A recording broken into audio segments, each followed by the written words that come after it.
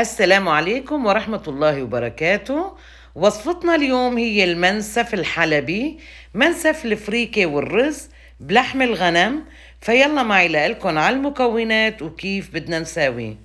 عندي هون نص فخدة خروف، أنا اخدتها طبعا ما فيها غير عظمة وحدة، هاي العظمة اللي هون وكلها لحمة. عندي ورق الغار، عندي هون 4-5 حبات ورق غار، عندي 5 حبات هيل، وعندي فلفل اسود صحيح يعني مو مطحون. هدول بدي احطهم هلا مع اللحمه انا وعم بقليها شوي، وبدي احطها بالطنجره واعطيها نص غلوه. شوفوا كيف بالسكين، براس السكين بس بنعمل ثقوب صغيره يعني هيك شوي. حطيت طنجره على النار وبدي احط فيها معلقه كبيره سمنه، خلي تدوب، وبدي اقلي فيها شوي اللحمة يعني بس شي بسيط لحتى تاخد طعمة السمنة عندي، وبعدين بدي اغليها. السمنة دابت عندي مثل ما لكم شايفين، فرح اشيل اللحمة واحطها بقلبها. طبعا قلت لكم هي فخدة، انتوا اذا بتحبوا بتعملوا كتف او لحمة بعظمة قطعة كبيرة كمان بصير. يعني المنسف، منسف الفريكة والرز ما بصير طيب إلا باللحمة.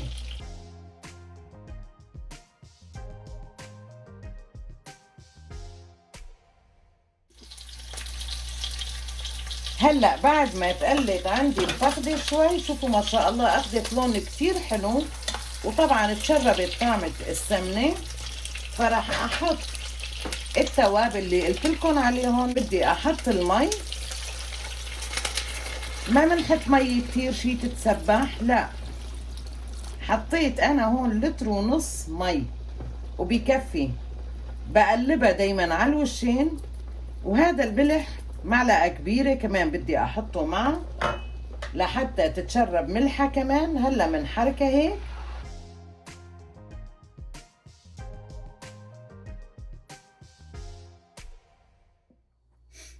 هلا بالوقت اللي اللحمة على النار عم تغلي، جبت الفريكة. طبعا هي فريكة المغلفة، كل كيس فيه 800 جرام. انا هون اخذت 800 جرام لانه بدنا نحط كمان رز مثل ما قلت لكم، المنسف بالفريكة والرز. فهلا بدي انقي الفريكة.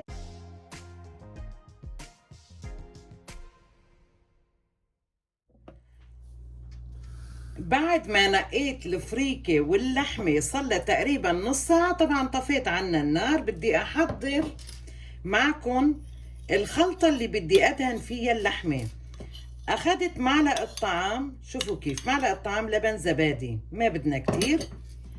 بدي احط زيت نباتي تقريبا 4 معالق، ما بدنا نكتر، هيك بكفي. وبدي احط فلفل ابيض وفلفل اسود لحتى ادهن الفخدة فيها. هالخلطة طبعا بتطلع طعمتها كتير طيبة.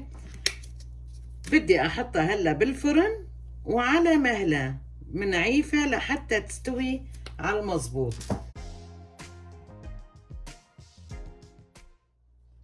شوفوا لي هالمنظر، شايفين؟ انا الفكرة من انه كمان اسلق اللحمة بدي المرقة تبعتها لحتى اطبخ فيها الفريكة، لانه الفريكة طعمتها ما بتكون طيبة الا بمية اللحمة او الدجاج. يعني اذا بس بدي اعملها بالسمنة او بالزيت فما بتزبط.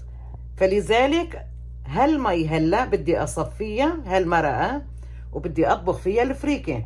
واخدت هون شايفين كيف طنجرة، هي خصوصي للفرن.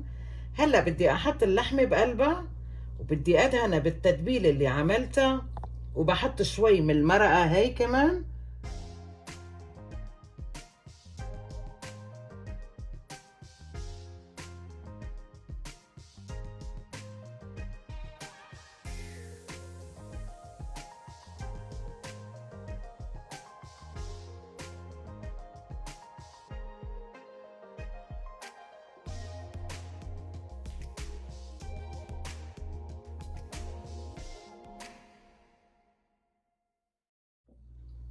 هلا هون غطيت فوق اللحمة. إذا ما عندكم مثل هالطنجرة بتاخدوا أي غرض يكون غميق شوي، صينية أو بيوركسة مثل ما بتحبوا، وبتحطوا ورق الزبدة وفوقه ورق الألمنيوم وبتلفحوها يعني كتير منيح، بتغطوه. شوفوا كيف لازم هيك تكون. وشغلت الفرن على درجة حرارة 200، بدي أحطها بالنص فوق وتحت طبعا.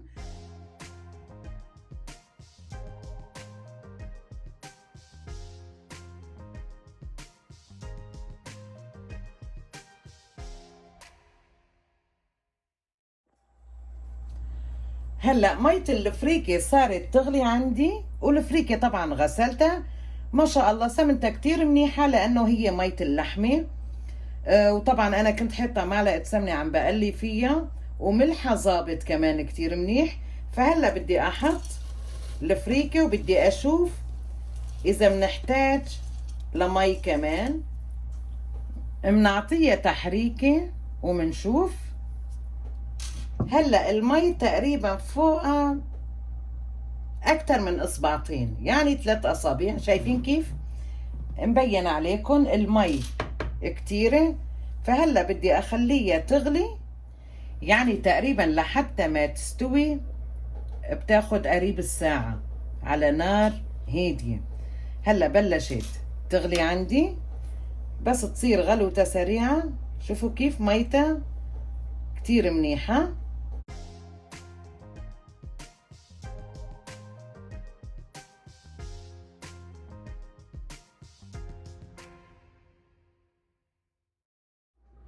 هلا بدي اجهز معكم الرز. طبعا نحن قلنا هو منسف فريكة ورز.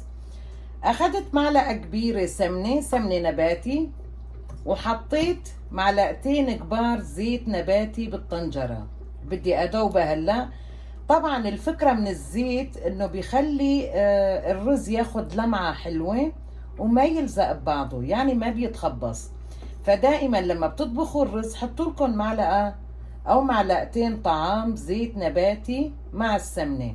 اخذت كاستين، عفوا بدي اقول 3 كاسات، كاستين رز بهالكاسة رز بسماتي، واخذت معهم 3 كاسات مي، لانه غسلت الرز كتير منيح، انا مالي نقعته. بس هالرز بيحتاج يعني كل كاسة رز كاسة ونص مي.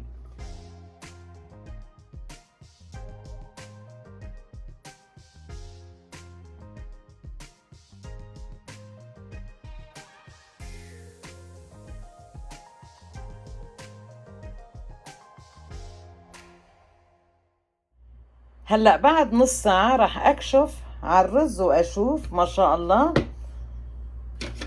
اخذ نص ساعة تقريبا. شوفوا كيف مفلفل، شايفين هيك دا يكون شكله. هلا الرز صار جاهز، طفيت عنه النار. والفريكة طبعا قلتلكن الفريكة بدها وقت. هاي الفريكة على النار لسه ميتها ما نشفت، فراح غطي عليها واعيفها. بدها تقريبا يعني من اول ما منحطها لبين ما تستوي ساعة، فلسه بدها شي 20 دقيقة. بنستنى عليها وبرجع لكم. وهلأ بعد ساعة الفريكة كمان صارت عنا جاهزة. شوفوا ما شاء الله الحبة كيف فتحت، لازم هيك تكون. شوفوا كيف، لأنه الفريكة بتعمل نفخة بالمعدة وكذا، فلازم تستوي على المظبوط، بدها وقتها. أخدت معي ساعة تمام.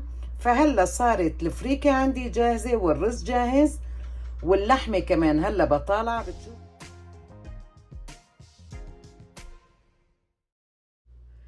هلا بدي أبلش بتجهيز المنسف. طبعا منسف الفريكة الحلبي لا يعلى عليه، أكلة فخامة. فأنا راح أحط الفريكة على جنب والرز على الجنب التاني، وأزينها بالمكسرات، وبتجي اللحمة كمان فوقها. يعني بتشوفوا كيف بصير الشكل النهائي.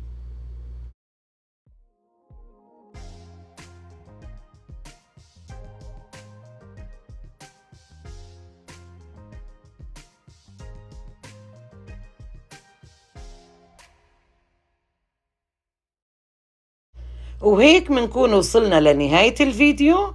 فبتمنى انه تنال اعجابكم هالوصفة، وشكرا كتير على المتابعة، وبلاقيكم ان شاء الله بفيديو جديد وبوصفة جديدة.